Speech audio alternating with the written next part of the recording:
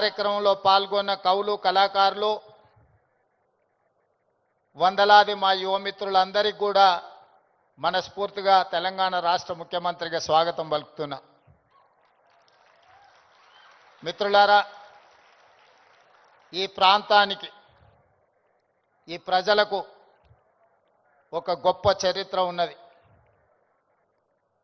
ఆనాటి కొమరం భీముడు రామ్జీ గోండు నుంచి మొదలు పెడితే మలితరం తెలంగాణ ఉద్యమంలో నిజాంలకు రజాకర్లకు వ్యతిరేకంగా పోరాటం చేసిన చాకలి ఐలమ్మ, దొడ్డి కొమరయ్య, అదేవిధంగా సర్దార్ సర్వాయి పాపన్న గౌడ్ లాంటి పోరాట యోధులు ఈ తెలంగాణ ప్రాంతానికి ఒక స్ఫూర్తి.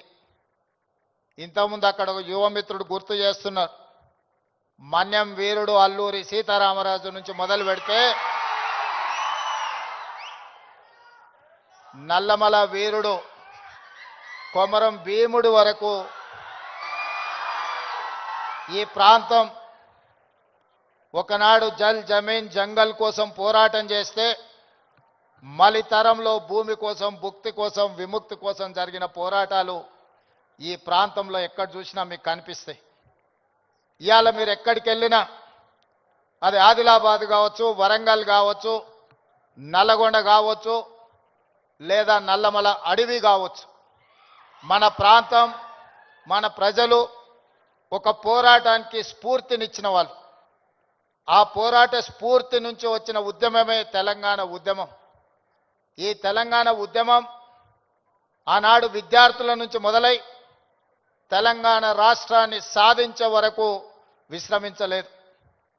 ఆనాటి యూనివర్సిటీలు, కళాశాలలు ఉద్యమ వేదికలై ఉస్మానియా యూనివర్సిటీ, కాకతీయ యూనివర్సిటీల నుంచి మొదలు పెడితే తెలంగాణ నలుమూలల 4 కోట్ల మంది తెలంగాణ ఉద్యమంలో ముందు బాగానే నిలబడి దేశానికి కాదు ప్రపంచానికి ఒక స్ఫూర్తినిచ్చి మేము అనుకున్న ఆకాంక్ష నెరవేర్చుకునే వరకు మేము విశ్రమించము, మా రాష్ట్రాన్ని మేము సాధించుకుంటాము అని చెప్పి ఒక ఉద్యమ స్ఫూర్తిని నింపి ఇవాళ తెలంగాణ రాష్ట్రాన్ని సాధించుకొని 11 సంవత్సరాలు పూర్తి చేసుకుంటున్న సందర్భంలో ఉద్యమ స్ఫూర్తితో ముందుకు వెళ్లాల్సిన తెలంగాణ రాష్ట్రం ఈరోజు డ్రగ్స్ మహమ్మారికి బలి అవుతున్నది అని అంటే ఇది ఎంతో బాధపడవలసిన సందర్భము, మనందరం ఆలోచన చేయాల్సిన సందర్భం.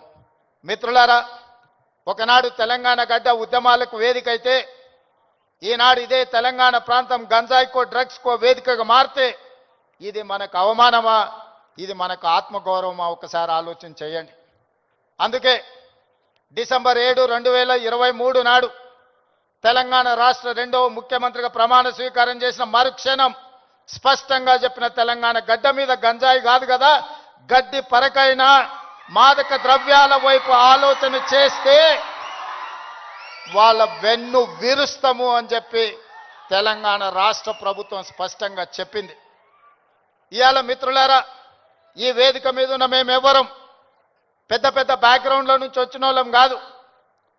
చరణ్కు బ్యాక్గ్రౌండ్ ఉంది, కానీ చరణ్ని ప్రభావితం చేసిన చిరంజీవి గారు ఏ బ్యాక్గ్రౌండ్ లేకుండా కష్టపడి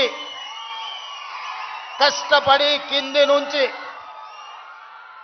ఈరోజు దేశమే గర్వించదగ్గ ఒక మహానటుడుగా, ఈరోజు ఒక మంచి మనిషిగా గుర్తింపు పొందిండు అని అంటే దాదాపుగా 50 సంవత్సరాల నిరంతర శ్రమ, కఠోరమైన దీక్షతోని వాళ్ళు రాణించగలిగినారు. వాళ్ళు కఠోరమైన కష్టాలను ఎదుర్కొని, కష్టాలు వచ్చినా, ఇబ్బందులు ఎదురైనా, అవమానం